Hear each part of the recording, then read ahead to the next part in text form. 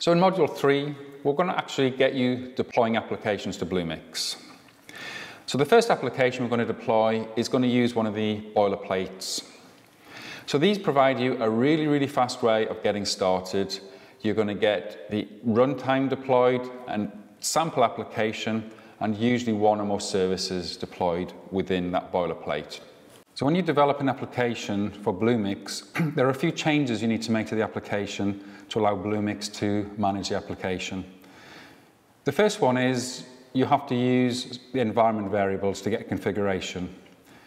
When you write your application, Bluemix is going to tell you where your application should listen. So what host name and what port number your application has to listen on. And you need to use those values, otherwise Bluemix will not register your application as running. So there are two environment variables, vcap app host and vcap app port. You need to pause those and then use those to start your server listening. If you have your own configuration that you want to make available to your program, Bluemix also allows you to define your own user environment variables to provide configuration to the application.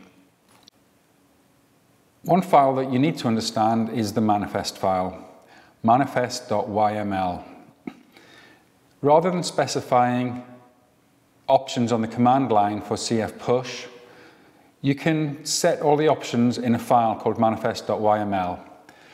This means that when you do a push, all the settings are read from this file and you get a consistent deploy of your application.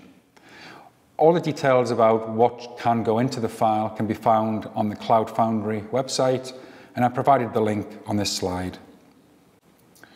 The last file we're going to talk about is the cfignore. If you're familiar with gitignore, this file works in exactly the same way. When you push an application to Bluemix, it takes all content from the current directory and all subdirectories and will send all of those files to Bluemix. But that's not always the behavior you want. So cfignore allows you to specify files and directories to omit from that process. So by putting a file or a directory name into this file, you can stop those being sent to Bluemix. The .cfignore and the manifest.yml file should exist in the home directory from where you run CF push.